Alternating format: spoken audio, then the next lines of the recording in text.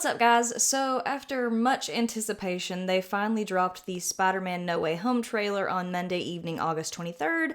And this, of course, happened after a leaked trailer released over the weekend. I personally did not watch the leaked trailer, both because Sony was already working to pull it down everywhere by the time I even heard about it, and because I just kind of wanted to hold off and preserve the experience for myself. Plus, I knew we wouldn't probably have to wait very long to get the proper trailer after that leak happened.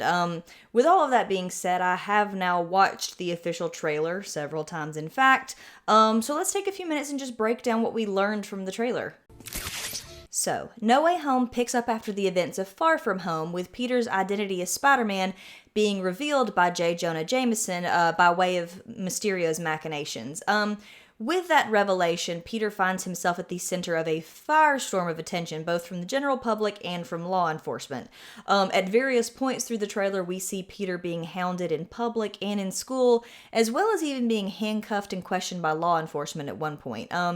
All of this attention, both on himself and on his loved ones, wears on him, and he eventually goes to see Doctor Strange, pleading with him to cast a spell to make the world forget that he's Spider-Man. That later agrees to help, even against the advice of Wong. Now, unfortunately, in the moment of the spell being cast, Peter realizes that that means everyone will forget, including people like Ned and MJ and Aunt May, and so he quickly tries to backpedal, which, accidentally seems to cause the spell to go awry.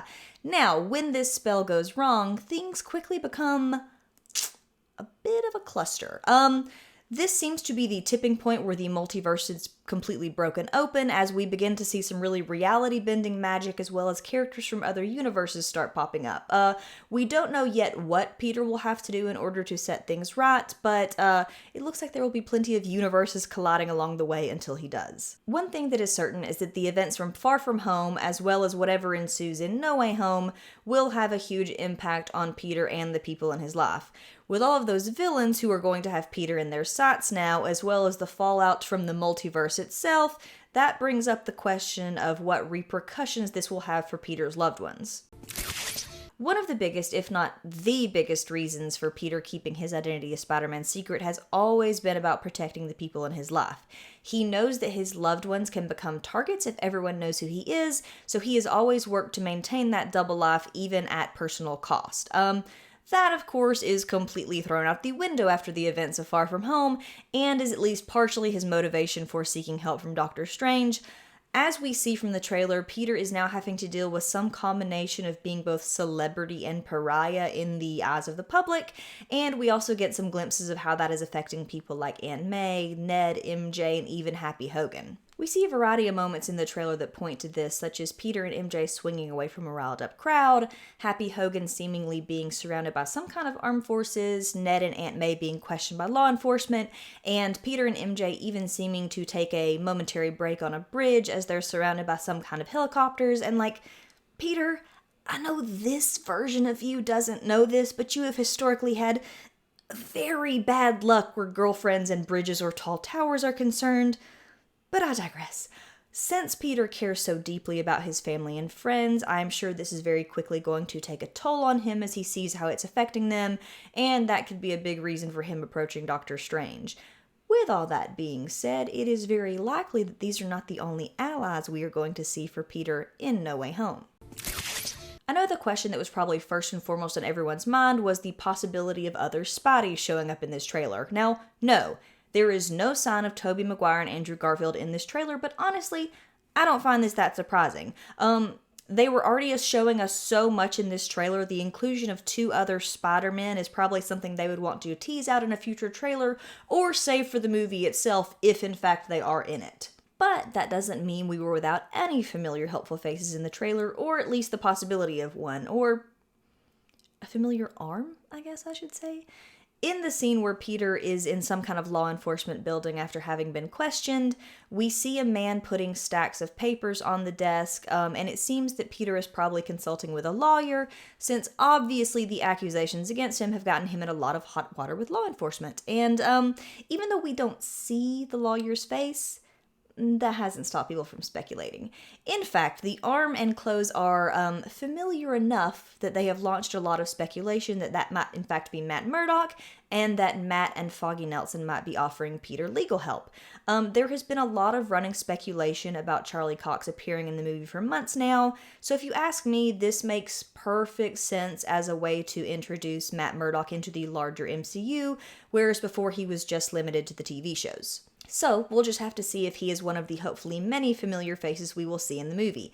Now, familiar face does not always mean friendly face, so with that, let's move on to the bad guys. Anticipation around the villains in this movie has been rampant since we started to suspect that the multiverse might come into play in this movie.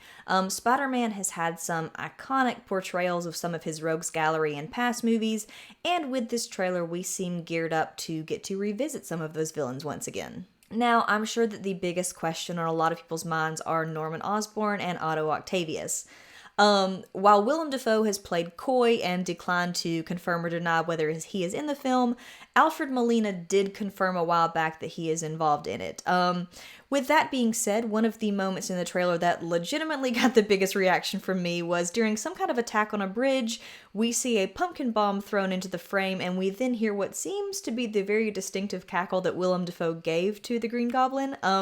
Some might say that's not outright confirmation, but that pumpkin bomb does seem to perfectly match the design of the Green Goblin's pumpkin bombs in the original Sam Raimi Spider-Man movie. And for me personally, it would be hard to think of a cameo that I would want more than Willem Dafoe as the Green Goblin once again. Legitimately, when I heard that cackle, it was like I was 11 years old, again, sitting in a movie theater and getting to watch Spider-Man on the big screen for the first time in my life. Equally as hype-worthy was the moment when Doc Ock came on screen and delivered a truly terrific "Hello, Peter."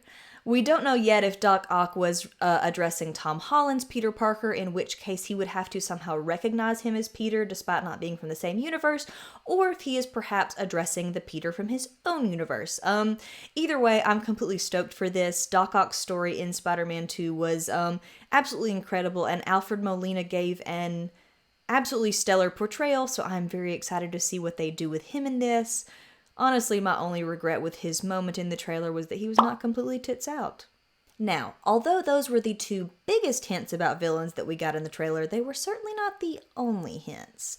Although they were less overt, there was one battle scene where electricity was striking and sand seeming to be stirred up, so those are strong hints in favor of Jamie Foxx's Electro and Thomas Hayden Church's Sandman returning as well. There has even been some speculation that people thought they saw Kurt Connor's The Lizard in a quick moment as well, so there's also that possibility. Now, if you were keeping score like I was, that brings us to the possibility of 5 villains being hinted at. And as we all know, that is only a nudge away from bringing the total to 6. That is right, there has been a ton of speculation that the movie is teasing at the formation of the Sinister Six.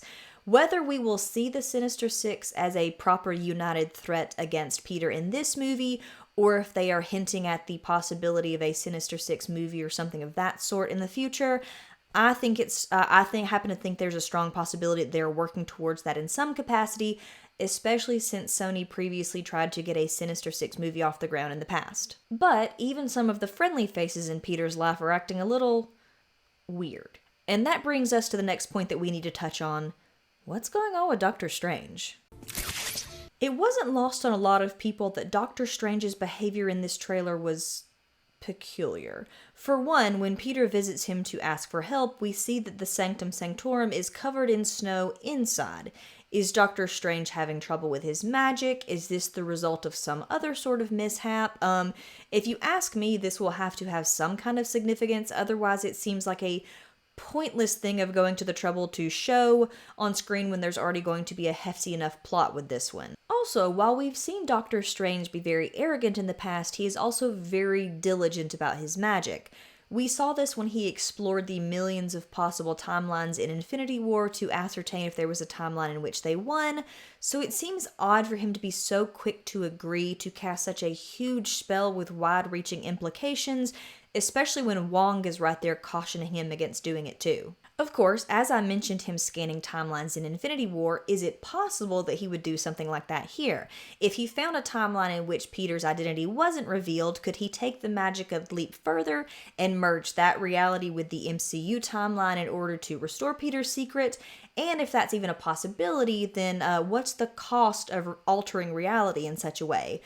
We really don't know, and Strange himself even said that there is much about the multiverse that we still don't understand. It's very possible, and I will even say likely, that casting this spell to help Peter will play a part in further breaking open the multiverse. We've seen hints of this starting already in WandaVision and Loki, but this might be the final thing that really sets it in motion. Of course, all of strangeness could be explained in other ways too.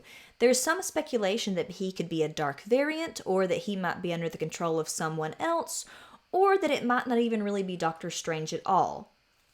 But put a pin in that. We'll come back to that in a minute. We also saw a few potentially telling clips, like footage of whole cities sinking into the earth in bits of reality-bending magic that were very prevalent in the Doctor Strange movie, as well as a moment where Doctor Strange hits Peter hard enough that he knocks him into astral projection. This could all make sense if it turns out that Strange has been affected by something or potentially isn't even who he says he is. Of course, whatever Doctor Strange's motivation for casting this spell, it will have lasting implications for him in his next movie, Multiverse of Madness. And speaking of, all of this speculation leads us right into our next point. Are we going to see Mephisto in this movie? That's right, the trailer has stirred up a lot of speculation that Mephisto will be making his entrance into the MCU with No Way Home. Now, one big hint towards this is that No Way Home seems to be drawing, at least in part, from two past Spider-Man storylines in the comics. Those stories are One More Day and One Moment in Time, and while I have seen a lot more people pointing out the One More Day parallel, I have also seen some people pointing out the One Moment in Time comparisons. Now, this is only going to be a very brief overview, but in One More Day, Peter makes a deal with Mephisto and sacrifices his marriage with Mary Jane in order to save Aunt May's life after she is targeted by Kingpin. And in One Moment in Time, Peter goes to Doctor Strange for help to have him undo everyone knowing Peter's secret identity after Mary Jane is targeted by Kingpin instead of Aunt May. So I do see a lot more people referencing One More Day in regard to this trailer, which makes sense because it is still one of the most controversial Spider-Man storylines to this day, so obviously it's going to generate a lot of buzz anytime it comes up, but I do think there is a strong basis for both of those storylines being inspiration behind it. Now, on to how Mephisto might tie into No Way Home. In One More Day, Peter actually approached Doctor Strange for help first, and when he declined, that was when Peter and Mary Jane ultimately made the deal with Mephisto in order to save May's life. So is this their way of giving a nod to Mephisto's role in the comics? Or is it a possibility that he could actually play a role in the movie somehow? Now remember, we have already talked about how Doctor Strange doesn't seem to be acting like himself in the trailer. He's being much more impulsive and reckless with his use of magic. He agreed to help Peter cast such a huge reality-altering spell, and there are even moments where he seems almost sinister, such as in a voiceover where he tells Peter, "Be careful what you wish for, Parker." So could this strange behavior somehow hint to Mephisto having an influence over things? Could he be controlling Strange somehow? Or could he even be outright masquerading as Doctor Strange himself? There are even a few more nods to this possibility. For one, we see someone holding a sign in a crowd that says "Devil in Disguise" on it as Peter walks into his school. And then, just as we mentioned before, when we see that the Sanctum Sanctorum is covered in snow inside, that could even be a reference to hell freezing over. I personally doubt that we will see Mephisto in this movie, especially when there are already going to be so many other villains to address. But if the question of Doctor Strange's behavior isn't answered by the end of the movie, I think it's completely possible that we could see a hint of Mephisto in like an after credits scene that could then play right into Multiverse of Madness. With responsibility being such a huge theme for Spider-Man as a character and as a hero, we could very easily see No Way Home come down to the question of whether Peter might flee to another timeline to recover his life in a world where his identity isn't known, or if he will accept his responsibility to his own world and the ways in which he can protect it. That's a huge question and a burden for a teenager to deal with, and Spider-Man is always a hero who has dealt with so much personal cost for the sake of protecting his city and the world. This movie is obviously going to have big implications for the MCU moving forward, especially since it's been confirmed that the events of No Way Home will play into Doctor Strange and the Multiverse of Madness, which is set to release next year. Of course, people are already clamoring to pick out everything that they possibly can for this trailer, as evidenced by the fact that the No Way Home trailer absolutely smashed the 24-hour global record for most watched and talked about trailer of all time.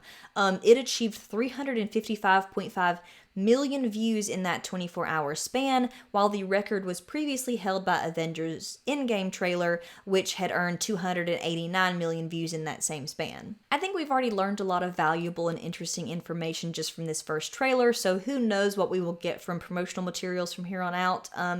Either way, we will find out how this particular story resolves itself when Spider-Man No Way Home drops in just a few months on December 17th.